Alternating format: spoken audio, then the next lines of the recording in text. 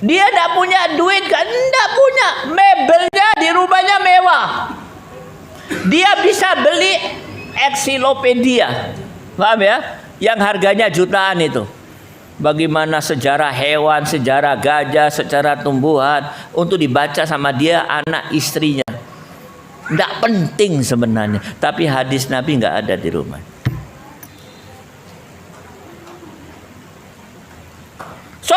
Sholat jamaah di masjid, setiap hari menghadiri pengajian, tapi tidak pernah baca hadis Nabi. Padahal hadis Nabi ini kebanyakan juklak dan juknis, petunjuk pelaksanaan dan petunjuk teknis. Maknanya apa? Nggak sulit untuk dipahami. Petunjuk teknis. Nih saya ambil satu contoh saja hadis Nabi. Kalimatan sakilatan fil mizan, khafifatan alal lisan, sakilatan fil mizan, habibatan indar rahman, subhanallahi wa bihamdi, subhanallahil adzim. Gampang. Juklak dan juknis. Apa kata Allah, kata Rasulullah sallallahu alaihi wasallam? Ada dua kalimat, ringan diucapkan, berat di timbangan, dicintai, sangat dicintai oleh Allah Subhanahu wa taala. Apa itu? Subhanallahi wa bihamdi, subhanallahil adzim. Sulit enggak?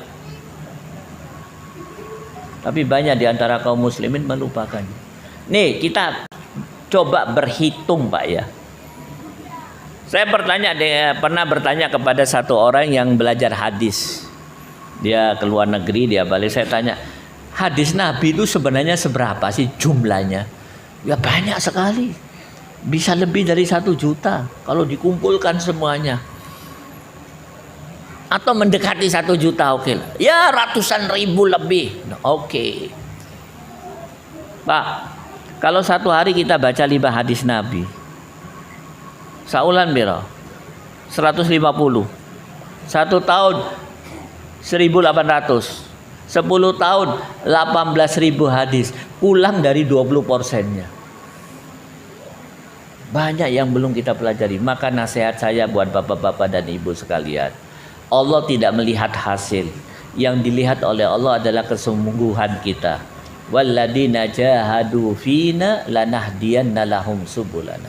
Barang siapa yang bersungguh-sungguh di jalanku, maka aku Allah akan memberikan dia, menunjukkan dia jalan yang lurus. Kalau kita bersungguh-sungguh mau cinta kepada Rasulullah, mau pelajari perkataan dan perbuatannya, Allah akan menunjukkan kepada kita. Saran saya, mulai hari ini usahakan di rumah itu ada hadis Nabi.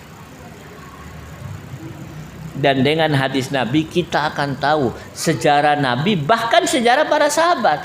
Karena hadis itu tidak jauh daripada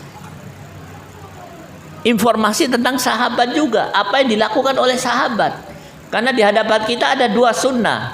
Alaikum bisunnati wa sunnatil khulafa al-mahdiyyin, khulafa ar-rasyidin al-mahdiyyin. Wajib bagi kau untuk mengikuti sunnahku dan sunnah khulafa ar-rasyidin. Dan mereka itu orang-orang yang istimewa. Kita harus pelajari. Banyak maaf, sekarang ini banyak di antara anak dan istri kita, apa ya istilahnya, idolanya itu orang-orang yang aneh, bintang film, bukan idolanya para sahabat. Padahal sahabat punya keistimewaan. Nih saya ambil satu contoh keistimewaan supaya kita semua semangat untuk mempelajari hadis Nabi, dan juga dengan sendirinya akan mengetahui kehidupan para sahabat. Apa kata Allah? Sejarah menceritakan ya, sejarah ini. Ada seorang sahabat jalil namanya Umar ibn al-Khattab radhiyallahu an. Masih ada waktu ya. Umar ini pada saat itu menjadi khalifah. Supaya ada semangat antum menjadikan beliau sebagai idola di samping Rasulullah dan sahabat-sahabat yang lain. Umar ibn al-Khattab ini pada saat itu menjadi khalifah. Tiba-tiba pada satu waktu datang kiriman dari negara tetangga, bergalon-galon minyak wangi. Sama Umar, harus dibagi nih. Maka Umar mengumpulkan kaum muslimin termasuk ibu-ibu untuk memasukkan minyak wangi ini di dalam botol-botol kecil. Supaya apa? Bisa dibagi kepada kaum muslimin. Ibu-ibu kerja bakti, gotong royong memasukkan minyak wangi ke dalam botol kecil. Termasuk yang ikut kerja adalah istrinya Umar Ibnul Khattab radhiyallahu anhu. Pada satu waktu Umar mendatangi mereka melihat, loh, pada waktu itu Umar lihat, loh, istriku kok ikut kerja. Maka dipanggil istrinya, kau ndak usah kerja. Loh, wahai suamiku, kenapa aku ndak boleh ikut kerja? Kan ibu-ibu yang lain ikut gotong royong kerja bakti. Ndak, kau ndak usah. Kenapa? Kau ndak usah, tinggalkan pekerjaan itu, kau masuk rumah saja. Kenapa wahai suamiku? Sambil menangis Umar menjawab, aku khawatir waktu kau nimbang minyak wangi itu kena tanganmu, kemudian kau gosok ke badanmu supaya bajumu wangi. Loh, memangnya kenapa ndak boleh? Ndak boleh, buat aku dan kau ndak boleh, karena aku dan kau pemimpin. Aku pemimpin, kau istriku. Kita tidak boleh mengambil sedikit pun. Nanti urusannya besar di hadapan pengadilan Allah Subhanahu wa ta'ala. Kita tidak akan bisa dengar kisah-kisah seperti itu kalau kita tidak mendekati, tidak mempelajari. Dan pintu gerbangnya adalah mempelajari hadis Nabi Sallallahu Alaihi Wasallam. Karena informasi tentang Nabi jelas juga akan membuka informasi tentang pengikut para Nabi, yaitu para khulafa ar-rasyidin al-mahdiyyin. Maka itu saja yang bisa saya sampaikan. Kesimpulannya, satu,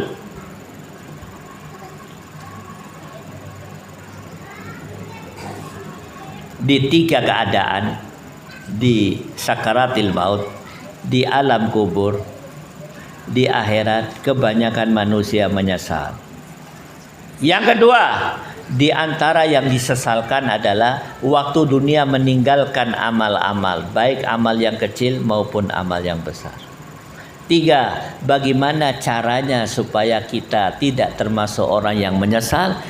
Di antara caranya kita harus mengikuti sunnah Nabi, ya. Karena Nabi ini adalah memang diciptakan untuk diikuti, tapi sayang 1000 sayang. Kaum muslimin laki maupun perempuan, kecuali mereka yang mendapat rahmat Allah Subhanahu wa taala, meninggalkan Rasulullah sallallahu alaihi wasallam.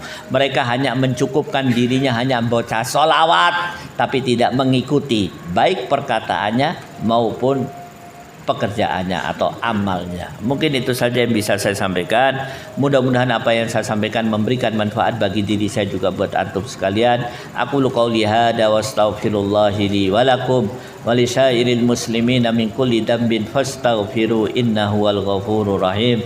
Subhana rabbika rabbil izzati amma yasifun wa salamun alal mursalin walhamdulillahi rabbil alamin.